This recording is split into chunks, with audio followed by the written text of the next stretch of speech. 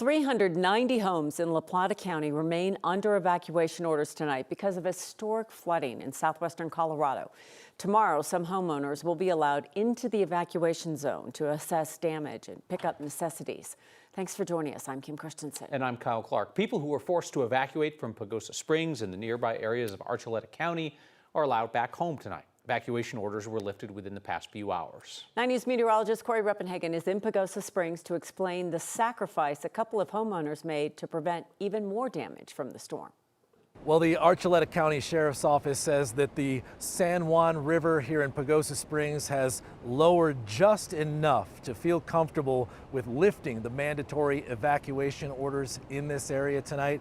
But if you look at the San Juan River behind me, it still looks like it's running very high, very fast through the city of Pagosa Springs. Now, the damage here in Pagosa has been somewhat minor and limited, although a full damage assessment has yet to been done. Now, this is just one area in southwest Colorado that has major flooding.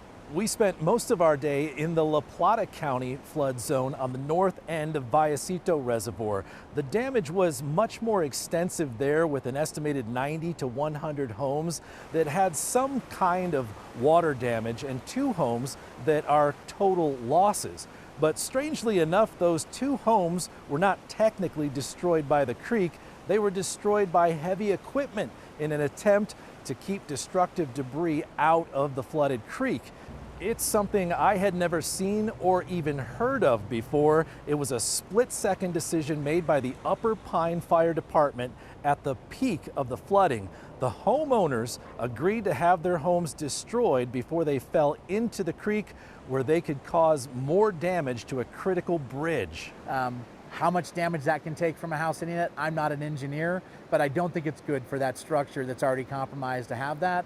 So I believe they were trying to think in the mind of public safety with decisions they were making. And we did get to see those areas over there when we got escorted into the Vallecito flood zone to see where those homes were sitting. And it did look like to us that the river would have gotten those homes eventually. Now, homeowners are starting to get anxious to get back in and assess their property damage themselves. But the Sheriff Sean Smith, La Plata County, says that there's still too much road damage, a lot of heavy equipment removing debris. There are propane tanks that have been compromised, and the septic systems have been compromised, creating a bit of a water quality issue. He said most likely Thursday at the earliest to get those people back into their homes in those evacuation zones. In Pagosa Springs, I'm meteorologist Corey Reppenhagen for the 9 News Weather Impact Team. As people in southwest Colorado are starting to clean up after this historic flooding, people in Boulder County can empathize with what they're going through. 9 News reporter Janelle Finch went to Boulder County to get an idea of what kind of support Pagosa Springs may need and how long they'll need it. The 2013 floods devastated cities and towns across Boulder County, and despite being more than a decade removed, the county's Resiliency and Recovery Division says there's still work to be done. No 2 natural disasters are the same. Recovery is unique, like in Boulder County, where some communities are still coming back from the 2013 flood of St. Vrain Creek. Yeah. Small scale, but yes. Katie Arrington began working for the Office of Recovery after the floods. She says she's helped people navigate next steps, some for half a decade. I think at about the 5-year mark, we knew that people had either rebuilt or moved away. Arrington says some infrastructure is still under repair. The city of Longmont began construction on the Boston Avenue Bridge in 2023. The city is making the channel wider and deeper to withstand the potential of even larger floods. A lot of our residents actually appreciated the pause in that. So like, oh, we could rebuild the same and it'll take 1 year. This is like hypothetical, right? Or you could rebuild differently and it'll take 2.5 years, but it'll be less prone to floods. And for the most part, people really understand and increased resiliency is worth the time. Arrington says some of the most important cleanup comes when the flooding stops. There was a bunch of kind of citizen-led groups that did just mucking out people's houses and getting like so that they could be rebuilt and not like destroyed and then rebuilt. The impacts of the 2013 floods were specific to Boulder County, but Arrington knows recovery is possible. Pretty close to like tying a bow on it, for lack of a better term. The City of Longmont's Public Safety Department shared a statement with us saying their hearts go out to the people of Pagosa Springs. They say standing together as well as staying strong is essential for long-term recovery. In Longmont, Janelle Finch, 9 News. Let's bring in 9 News meteorologist Kathy Sabin for this rain event that continues for southern Colorado. Yes, tonight there's a bit of a break, a lull in the action, but nobody's able to rest or relax and kind of rest on their laurels because we have more rain coming in with another storm system that will be approaching Colorado starting tomorrow. We have a calm, quiet evening in Denver. We had a warm, sunny day with temperatures in the mid-70s. A comfortable evening out there at 58 for DIA, 60 here at the 9 News studios. Winds out of the south have let up a bit in the metro area, but continue to funnel moisture into southwestern Colorado. Not a lot, but on saturated soils, any amount of rain is going to create some issues. We've had 3 to 7 inches of rain in this area, and so the flood threat ongoing with a flood warning out for Archuleta County and also for the Pagosa Springs area until probably midnight or so, and also for Del Norte. And these are areas that we are concerned about as additional shower activities expected tomorrow. So a flood watch remains in effect. Flood warnings for 3 separate areas outside of Durango, Pagosa Springs, and Del Norte. The rivers have crested and are starting to come down, as Corey mentioned, but any additional rainfall, they're monitoring that very closely. We're dry in Denver tonight with temperatures in the 50s, and coming up, we'll detail the timing and arrival of that next storm system and what it means for southwestern Colorado and those of us here in the Denver metro area.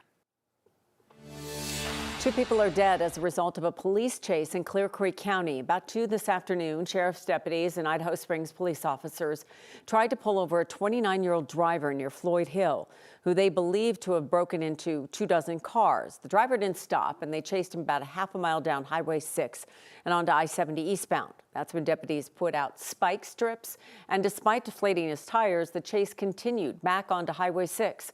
He lost control, crossed into the westbound lanes, and hit another car head-on.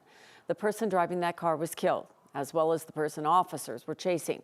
A 27-year-old woman in the car they were chasing, the passenger, was also hurt.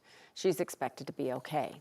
Several Jeffco Sheriff's Patrol cars also crashed as a result of this crash. According to CSP, they were headed to help with the crash when they drove through a construction zone.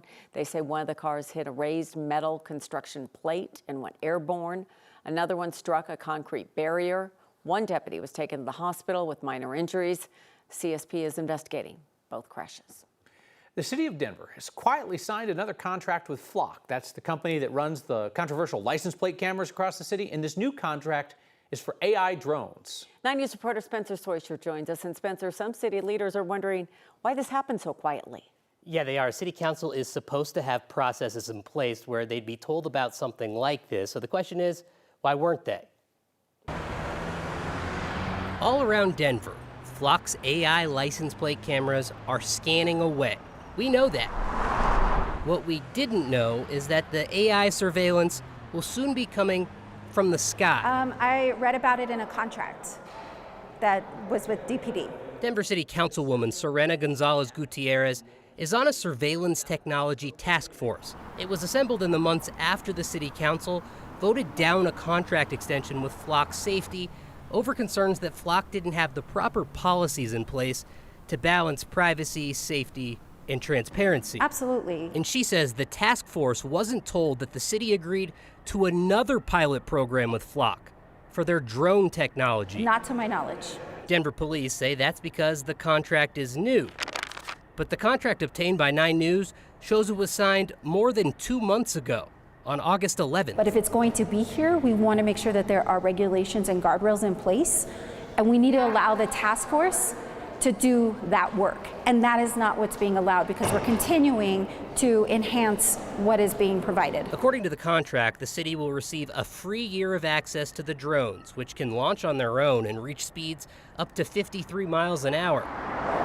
The drones are connected to the license plate cameras also to help better surveil and solve crime. I'm really concerned that we haven't gotten our heads fully wrapped around what their capabilities are when it comes to this surveillance technology. DPD says it's done some test flights, but hasn't flown the drones for real-life incidents. That's something members of the task force think they And you should have a right to know. Our community doesn't know about these technologies and aren't being brought in for their opinion on whether or not we should be at this level of surveillance or not in our city.